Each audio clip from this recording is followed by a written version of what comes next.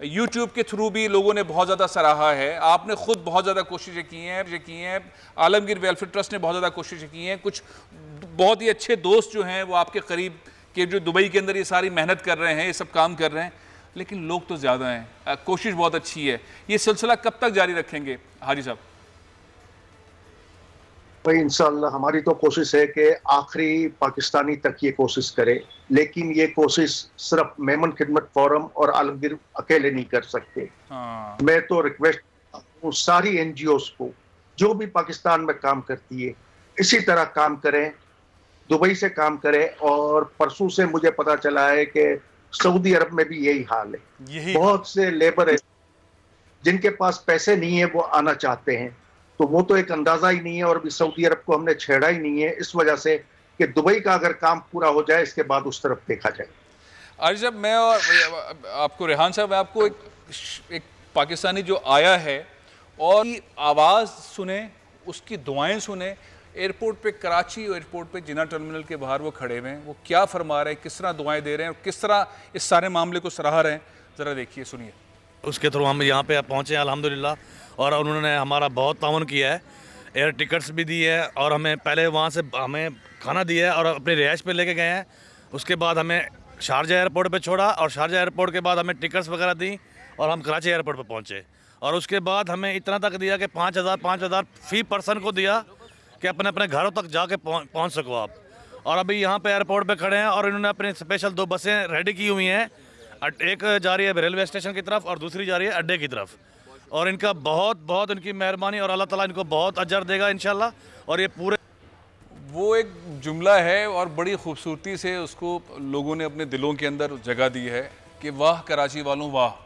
जब भी कोई मसला हम देखते हैं, जब भी हम कोई प्रॉब्लम देखते हैं, तो कराची की तंजीमें हों, कराची के मुखैर हजरात हों, सनतकार हों, कराची के अवाम हों, वो फौरी तौर पर अपने दिल खोल देते हैं और मदद के लिए आ जाते हैं। ये ज़्यादातर जो लोग काम कर रहे हैं दुबई में और बेसहारा वहाँ पर हैं और जिनको लाया जा रहा है, शायद ही किसी का ताल्लुक़ कराची से हो, लेकिन ये सारे पाकिस्तानी, ये सारे परेशान लोग, इनको इस तरह से कराची के सनतकारों ने, इदारों ने, तंजीमों ने अपनाया मोहब्बत के साथ। और जो भी हारी साहब कह रहे थे कि सिलसिला ऑन करना पड़ेगा क्योंकि सऊदी अरब के अंदर भी इस तरह के लोग हैं। ये रेहान साहब, ये जो हम मामला देख रहे हैं, इसमें ज़्यादातर लोग वाकई जेन्युइनली इनके पास पैसे नहीं हैं, वाकई इनके पास टिकट के वो नहीं हैं, वाकई अपने घर वालों के लिए, अपने बच्चों के लिए, अपनी वालदा के लिए, अपनी अहलिया के लिए, बहनों के लिए, जो बंदा दुबई से आ रहा होता है उसके घर वाले इंतज़ार कर रहे होते हैं, ये तहाइफ आएंगे, ये जोड़े आएंगे, ये खिलौने आएंगे, ये इलेक्ट्रॉनिक्स का सामान आएगा। दुबई है, लेकिन वो दुबई से बेचारा खाली हाथ आ रहा है। बिल्कुल वाकई ऐसा नहीं है, बिल्कुल ऐसा ही है कि उनके पास कुछ नहीं है। और मैं अपनी पिछली बात से ज़रूर वो करूँगा, आपने मोईन यूसुफ साहब को लाइन पे लिया था और दोबारा भी अगर उनसे बात हो जाए तो खुदारा हम कुछ नहीं चाहते जी। हम कल हमें अपनी सिक्योरिटी, हम 7 लाख रुपए बांट रहे थे, यहाँ तो 7,000 रुपये का मोबाइल भी छिन जाता है। तो हम फुटपाथ पे खड़े होके, एयरपोर्ट से बाहर आके, फलकनाज के सामने आकर हम जो है फुटपाथ पे खड़े होके बांट रहे थे। वो तो अल्लाह भला करे हमारी सिंध पुलिस का, उन्होंने हमें प्रोटेक्शन दी और सिविल एविएशन ने बाहर निकाल दिया। सिविल एविएशन ने बाहर निकाल दिया, जाओ निकलो यहाँ से, जाओ जी जाओ, यहाँ से जाओ, कौन हो तुम लोग, क्या हो, कोई नहीं करते, यहाँ से निकलो। जहाँ 4 आदमी जमा होते हैं उनको तो अपनी सिक्योरिटी का लग जाता है सारी चीज़ों में। ठीक है, हमने उनसे कहा हम अपनी बॉडी सर्चिंग के लिए तैयार हैं, आप अच्छी तरह से हमें सर्च करें और सर्च करने के बाद हमें आप फिर उसके बाद क्लियर करें और हमें काम करने दें। हम आपके लोगों का तो काम कर रहे हैं और अक्सर लोग जो होते हैं, जो हमारी सिक्योरिटी एजेंसीज में जो लोग होते हैं, वो उन्हीं के गाँव वगैरह के लोग होते हैं। हम कहते हैं ये आपके ही गिराई हैं, हम इनका काम कर रहे हैं कराची वाले, जैसे आपने कराची वालों का कहा।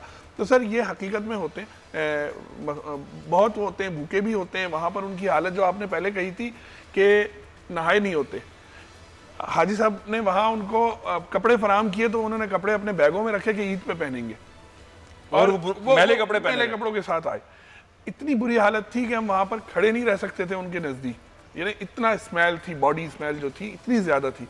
तो वाकई मुश्किल में है। और फिर दुआएं हकीकत, अच्छा ये सारे वो लोग हैं जो मांगते नहीं है, हालात ने मांगता बना दिया, हालात ने इनको इस काबिल वो कर दिया और वो बेचारे जो हैं वो फिर दुआएं भी उसी तरह से दे रहे होते हैं। अच्छा आजी साहब ये बताएं कि ये चार्टर्ड फ्लाइट्स वाला सिलसिला ख्वाब सा लग रहा था जब ये बात शुरू हुई, जब मैंने कुछ ट्वीट्स किए, कुछ यूट्यूब के ऊपर कुछ चीज़ें डाली, तो ऐसा लगता था कि ये चंद टिकट्स ही लोग ताउन करेंगे, लेकिन अल्लाह ताला ने करवा दिए। 4 चार्टर्ड फ्लाइट्स अब तक हो गई हैं, लेकिन आप इस साइड पर क्यों नहीं देखते कि इनको बहरी जहाज से यहाँ लेकर आ जाएं? कोई जहाज फेरी वेरी लें और इनको रखें। अभी भी तकरीबन 18-20 हज़ार के करीब हैं। इन पाकिस्तानियों को दुबई से फेरी के जरिए ले आए पाकिस्तान।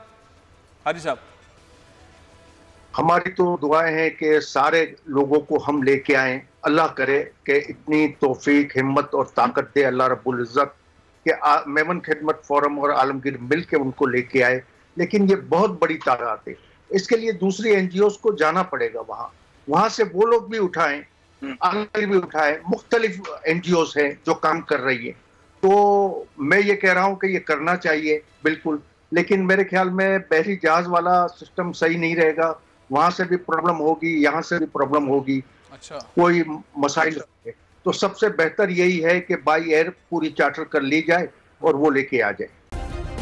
सब्सक्राइब करें और बेल दबाएं ताकि कोई खबर रह न जाए।